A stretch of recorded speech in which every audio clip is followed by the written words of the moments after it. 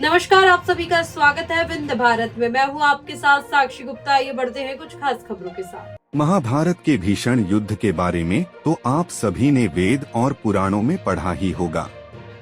कौरव और पांडवों की सेना के बीच हुआ महासंग्राम कई दिनों तक चला, जिसमें दोनों तरफ के सैनिक बड़ी संख्या में घायल होते थे।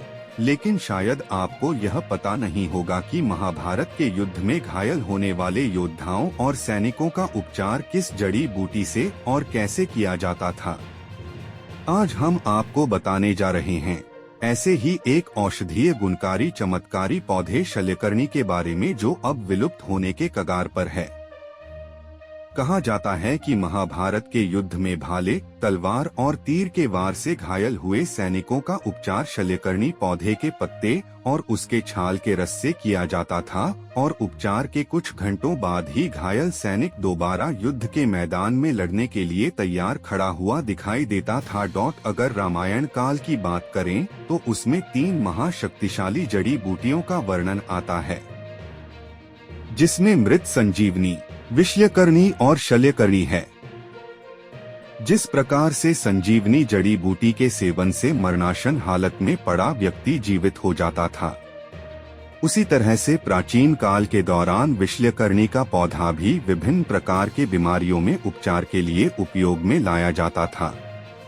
वहीं अगर बात करें शल्यकर्णी के औषधीय गुणकारी पौधे के बारे में, तो इस पौधे का इस्तेमाल महाभारत के युद्ध में व्यापक स्तर पर किया गया था। कहा जाता है कि कौरव और पांडवों के बीच कई दिनों तक चले भीषण युद्ध के दौरान जो भी सैनिक रणभूमि में तलवार, भाले और तीर के वार से घायल होते थे, उनका उपचार वैद्य इसी शल्यकर्णी के गुणकारी पौधे से करते थे।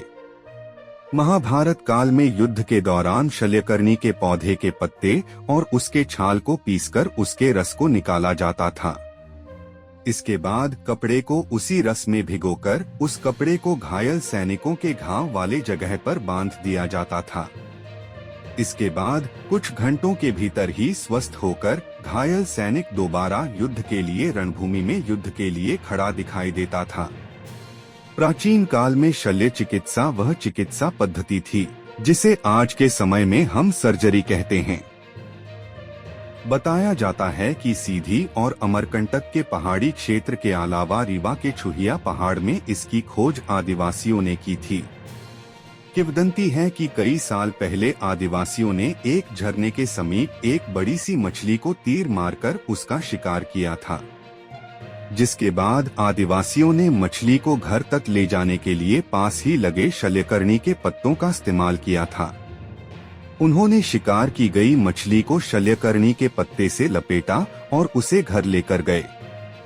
दूसरे दिन सुबह जब मछली के ऊपर लपेटे गए पत्ते को हटाए गए तो मछली पर लगे तीर के घाव गायब थे। अब इसी बात से अंदाजा लगाया जा सकता है कि यह पौधा कितना चमत्कारी, लाभकारी और गुणकारी है। जानकारी के मुताबिक 2008 में एक आदिवासी सम्मेलन हुआ।